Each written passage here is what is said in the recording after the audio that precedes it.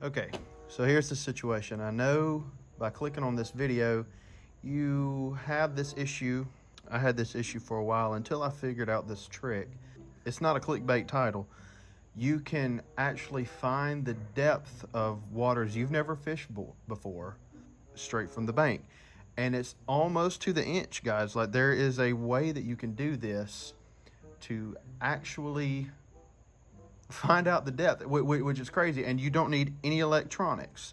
That's the thing. If you got a kayak, I mean, even a kayak, and you're probably in the situation with me where you don't have a boat, or you got a boat but you can't access the waters with your boat or whatever, and you really want to know the depth of the water. Get over it! Brother, well, sister, uncle, aunt, mother, father, sister, brother, I'm going to show you today with just these 4 items right here, including, it's what I call a throwaway rod.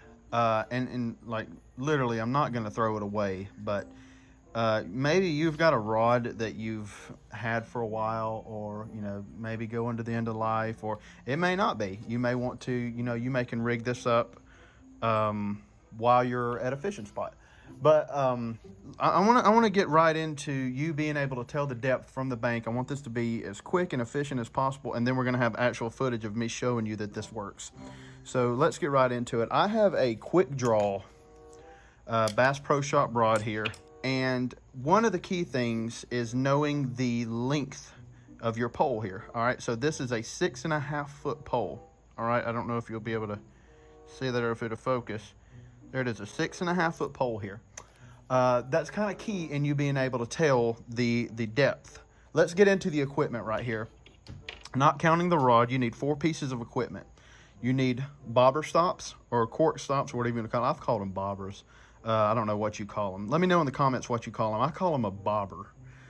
So these are bobber stops. You can get them relatively cheap. I don't know how much they are. You need a slip cork. Now, when I say a slip cork, it's not a cork or a bobber. Well, I just contradicted myself, I guess. But I've always called these slip corks.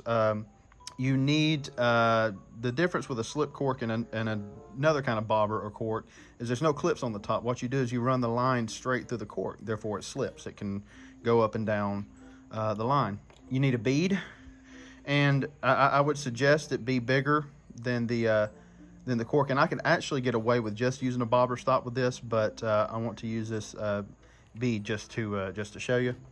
And a weight. All right, it doesn't need to be like super heavy, but you need enough to kind of do the job. What job you talking about? Well, I'm going to show you right here. Here's the setup. First off, you need to take these bobber stops right here, and the way that you do a bobber stop, the whole idea is for this thing to stop at this bobber stop. So that's going to be the whole idea. So the first step of this process is to put the bobber stop on. So what you do is you thread it through just a little bit. I'm going to try to get it on. There's a hole right there in there. You thread it through. You grab the little rubber piece right here, as you can see. Grab the rubber piece, and then you pull it through the line. So that what that does is essentially it pulls the line through and it gets the bobber stop on there. Okay. Now some of y'all may know how to do this. I'm just doing this in case you've never done it before. Next thing you do, put your bead on. All right, so you just fish it through just like so. So now you've got bobber stop and then you've got bead. Next, you do your slip cork. Oh, there we go. I did it pretty well. Pretty good, right? The last piece right here is you need to tie this weight on the bottom of here. You don't need a split shot. You don't need a swivel. You don't need any other thing. Just tie this weight on here. And any kind of knot works. I mean, you can do a Palomar knot, you can do a trilene, you can do just any kind of knot that'd be strong and that'll hold. I mean, I think would be fine. I'm just going to, I think I'm just going to do a Palomar knot on this, just to make it quick and easy. I mean, I could just tie just like a knot, not a regular knot, but I don't want to risk losing this thing. So loop that through, loop the weight through, pull it tight, and there you go. So with this setup now, let's see what we've got. Let's see the situation. We've got a bobber stop, we've got a bead, we've got our slip cork, and then we have our weight at the bottom. Okay, so let's get the whole picture in here. You got the bead and everything. Essentially, what happens is the weight will drop to the bottom and the bead will go up and hit the bobber stop. Okay, so right here you've got, I don't know, let's estimate it's about a foot. I'm not sure, you know, I'm not really good at guessing lengths. Maybe a foot, foot and a half, I'm not sure. So if I throw this out into the water like so, the weight is going to hit the bottom, the cork is going to go up. All right, so the cork is going to go up and it's going to hit the bobber stop right there. If it is deeper than this foot and a half, this will pull the cork all the way under the water. Okay, that's key. If it pulls the cork all the way under to where you don't see it anymore, you reel in and then you take your bobber stop and you go a little bit deeper. So let's go another 6 inches or so. You throw it in. What you're wanting is the cork to barely go under. All right, barely go under. When it barely goes under, you know that you've just about got the depth right. Now, you don't want the cork to be floating, all right, because if the cork is floating, you don't know if you've got slack on this line down here and it's just floating just for the sake of it. You could be missing a few inches or a foot or even so. So you want this cork, if the water's right here, you want the cork to do this, just barely, and you'll be able to barely see it under the water, or the tip is barely poking out of the top of the water. If you've got that case, then you are right in the ballpark. Now, you're wondering why the length of the rod is so important. Well, the length of the rod is so important is if you're fishing in water that's over 6 foot deep, this would be a good way for you to gauge the depth when you get like over, 3, 4, where you're eyeballing it, that depth.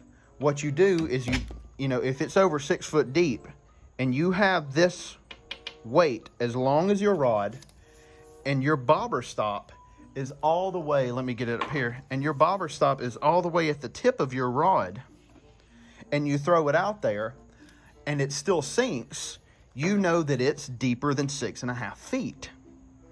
That way you can adjust, and you can use the length of the rod rather than you trying to, measure. Now, about 3 foot, you maybe can eyeball it. You can, roughly be around there. But with you knowing this rod is 6.5 feet long, you will be able to almost gauge to the inch of how deep you are. And look, you did it all the way from the bank. And now we're about to show you on video. I'm going to actually, we're going to go to the water and we're going to show you this working in water that I don't even know the depth of it where it's at. So come with me. We're going to test this out. Okay, so here's our situation right here. I've got this set to I've got the cork stop, if you remember, I've got it set to about 3 foot right here. And we've got our outfit that we just talked about. So what I'm going to do is I'm going to throw it out in this general area, and I'm going to watch to see when I throw this out if this cork sinks or not. Okay, I don't know if you can see, but if you look out there, it's completely gone, all right? Which means I don't have it deep enough. I don't have the depth gauged correctly. So it's a little bit deeper than this 3 foot that I've got it. So we're gonna take this cork, we're gonna slide it up, this bobber stopper, and we're gonna move it up a little bit, about 3 inches or so. I'm gonna take this and test it out again. Throw it out.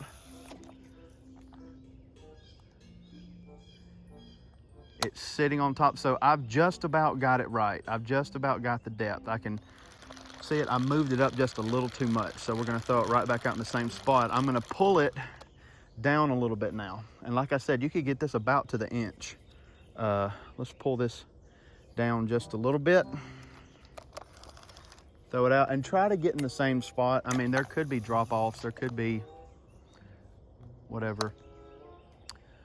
All right, it's just about got pulled under. So the cork is just a little bit lower. There it is. Okay, so the orange tip is barely sticking up out there. So I know that I have got the depth nailed right here. So what you would do is you would take your rod, you would get this right here about to the bottom of it. So and then we can go up and say, all right, so this cork is right here. It's about 4 foot, I would say roughly 4 foot deep, right out about right there. And like I said, it's that simple. Any water that you've got that you don't know the depth, I know right out in that middle spot, it's about roughly 4 foot deep. So if I'm wanting to crappie fish, if I'm wanting to catfish, if I'm wanting to slip cork catfish, I know I want it about 1 foot off the bottom, I will get my slip cork set to about 3 foot to where my bait is suspended about 1 foot off the bottom. And there it is. It's as simple as that. You can now tell the depth of water without having a depth finder. How about that? I hope you guys enjoyed this tutorial. Leave a like, comment, subscribe if you enjoyed this and if you want any more like this. But until next time, y'all, this is Lee Bob, and I'll see you guys soon.